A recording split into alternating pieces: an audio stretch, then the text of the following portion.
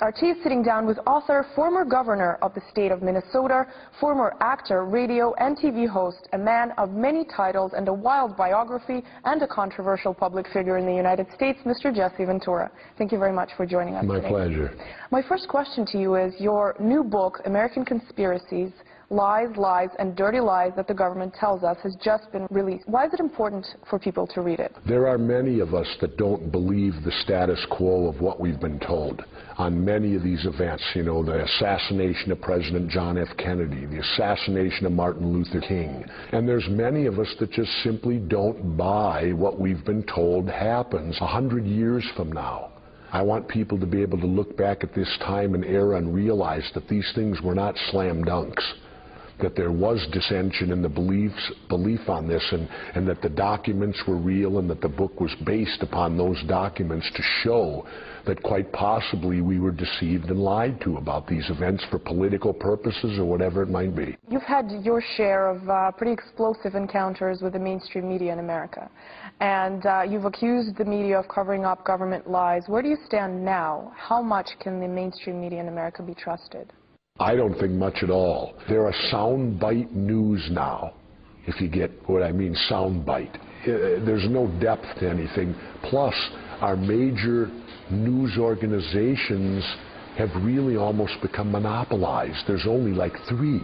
Our media today is into creating the news rather than reporting it. And that's very dangerous when they're creating news rather than reporting it. When you appear on the mainstream media, how much do you expect your voice to be heard? Oh, I expect it to be heard very much, because far too many people in this country only rely on the mainstream media for any information. But, you know, the internet is getting super powerful now, and that'll be next. See, that's what the government has to control next, is the internet. Whenever government says they're going to keep you safe, get ready, because you're going to lose your freedoms. To what extent do you think the government is doing this now? How much do you think Big Brother is watching the American people? Oh, unbelievable. I went to a street corner in Minneapolis, Minnesota, and on that street corner, there wasn't one camera, there was 4 of them, one on each corner, watching everybody. You go through the city of New York now, all these cities throughout the country, we're being watched by cameras. What's it for? Our safety. Credit cards now are getting microchips in them so they can track you. They build our cars now with this North Star thing, so a satellite can track you anywhere in the country and know where you're driving. We're being watched more than any time in history of the United States of America right now. You're often accused of scandalizing the events of 9/11. Can you sum up your position for us, and what do you say to those people who don't agree with what you say? Scandalize it? All I do is ask questions. In this country, has it gotten, and that's what bugs me about 9/11. 9/11's an event you're not allowed to ask a question about. Why do you think this topic is off limit? Because clearly they don't want any questions on it. You know, right away, if you question what they told you about 9/11, they throw onto you you're unpatriotic. Well, I don't fear that. I dare someone to question my family's patriotism to this country. Your article on September 11th appeared on the front page of the news website, the Huffington Post, only to promptly be removed. What do you think that was? Why did that happen? Fear, censorship? Yeah. I can't believe the Huffington Post today will practice censorship. They asked me to be a contributing editor, and they said, write about anything you want. So it was the second time I did something, and they removed it. Well, I got news for them. I won't ever write for them again, and I know Ms. Huffington's always asking me, oh, you got to write for my paper, you got to write for it. Well, I got news for her. She just got her last article. I won't do a thing with the Huffington Post because I don't like it when people censor what I have to say. Was this the first time you were faced with this kind of censorship, and have you actually gotten some kind of explanation as to why your article was removed? They said that they don't do conspiracies. It was that simple. We don't do conspiracies, basically. They had no idea you would be writing about 9/11? I don't know. I don't know about that. They just told me to write about, you know, we'd want you to write for the Huffington Post about any topics you want. So have I been censored before? Not off I can't think of it off the top of my head. Usually they'll simply ignore you. Like Fox News, the three big boys at night, Hannity, O'Reilly, and Beck. I now refer to them as the Three Stooges, because I couldn't, with this book, I wasn't invited on to any of their shows. You've been on their shows quite a few times well, before. I've only been on Hannity's. O'Reilly will never have me on because he can't bully me, and he knows it. Would you dare O'Reilly to interview you? Oh, absolutely. I would dare Bill O'Reilly to interview me. In fact, I would say, Bill, show the world you have some courage and talk to someone who won't kowtow to you. Let me go back to 9/11.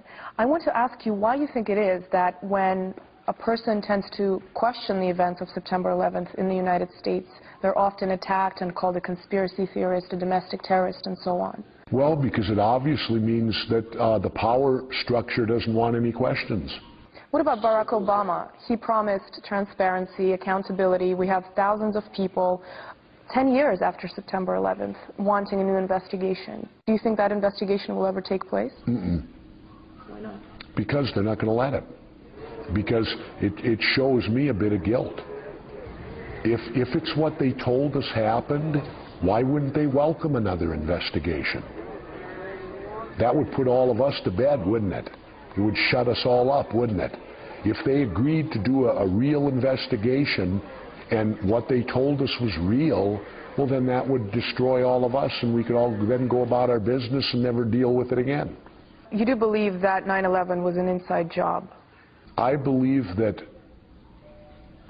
they either took part in it or they certainly knew it was going to happen and allowed it to. And to me, both are as bad as each other. Who is they, Bush and Cheney? Yeah, the administration. What would you say to George Bush now if you ran into him on the street? What would I say to him? I would tell George Bush, Mr. Bush, how did you get an honorable discharge from the military, considering that your military service, if I would have behaved in that manner, there was no way that I would have got an honorable discharge. I would have got at best a general discharge, and you have now cheapened my discharge because of your behavior in the National Guard. That's what I'd say to him. I wouldn't even bring up 9/11. I'd get him with that. Now let me ask you about the wars in Iraq and Afghanistan. I want to know how you see the way Barack Obama has been handling these wars, and can you grade him for us? When he campaigned, he promised that he would withdraw us from these wars, and the opposite's happening. Are you saying he shouldn't have done it? He shouldn't have sent more troops to Afghanistan? I don't believe he should have. What have we actually accomplished? I don't know. What about grading Obama? Has he been doing a good job? A C. A C. He started off with, there was so much hope for change, and then he named it as his administration, and it was nothing but the old Democratic Guard again. They're not change.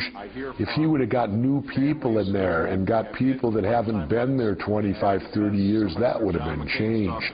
The reality was, we'll fool them again. We'll tell them there's going to be change. They'll all vote for change, but it'll still be the old status quo when we get down to it. Now, in numerous interviews, you've said that the U.S. government is always looking for an enemy. Who is the enemy now? Well, there's two enemies. The enemy, of course, is terrorism, which I think there is terrorists without a doubt, but I think that they blow it up much bigger than it is. Here's the question I'd like to ask back to you, and it ties. Why do we have to spend literally almost half of our entire federal budget on defense? Who is it that is going to get us that we need to spend that kind of money to defend ourselves? And if we do have to spend that kind of money to defend ourselves, what have we done to make people want to attack us so bad that we have to defend ourselves? So what causes these huge spendings? Is it fear? No, I think it's aggression. I think it's us going out. I believe that our military now is the strong arm of corporate America. That when corporate America can't go out and do it in the business world, well, then we'll send the military to get the job done in the military world. Let's go back to your book for a little bit. Sure. One of the issues you raise is the question of whether or not the bailout of corporations in the U.S. was the biggest conspiracy of all. Can you talk to me about that? Well, it just seemed to me that they were creating a monopoly. They let Lehman Brothers fall under the truck, and they saved Goldman Sachs. Well, government shouldn't pick winners or losers. Government should be fair to everyone. You think anyone is going to be bailing out the common American, not the corporations? I did. When I was governor of Minnesota, we had 3 budget surpluses, and I gave the money back to the people in the form of a check. Everybody in Minnesota got checks. They used to call them Jesse checks when I was governor. I had one old woman name her lawnmower after me. She needed a lawnmower. She used that money to get it, and she now calls her lawnmower Jesse. But on a federal level, where do you think the U.S. economy is headed right now? Where is the government taking? It's headed horrible. What I'd like to know is this. Apparently Greece came over here and wanted us to give them foreign aid or something. How can we give anyone foreign aid when we're so far in debt? It's nothing but the United States government buying influence. It's bribery money. It's done to get people to do what we want them to do. We buy them off. That's the true American way, according to them. Buy them off. I want to ask you about the New World Order, the talk of this global elite stretching out their hands across the world. True or false? I'm starting to think true. They're going to use global warming to achieve it. What they're doing with global warming, and here's what I don't like, we now pay local taxes, we pay state taxes, we pay federal taxes, and if this goes through, we'll be paying a world tax. Well, the minute this world group of global warming starts making money, well, then they're going to expand. With money, government grows. This is something that may be real, but the guys that are trying to fix it aren't trying to fix it. They're simply trying to become wealthy off it. Are you considering running for presidency in 2 years? No. So what's next on your political agenda? Political? Nothing. Nothing? You're done with politics? For right now, I mean, I never say never, but right now, I'll tell you what I want to do. I want to become the most prolific surfer I can. Good for you. Good luck with that. Mr. Jesse Ventura, thank you very much. Thank you. And you want to know, when I live in Mexico, I'll give you one last one. People often ask me, what do you do down in Mexico? And I'll tell you what I do. Every day in Mexico, I wake up with nothing to do. And when I go to bed that night, I'm half done. Dream life. Thank you, sir. Thank you.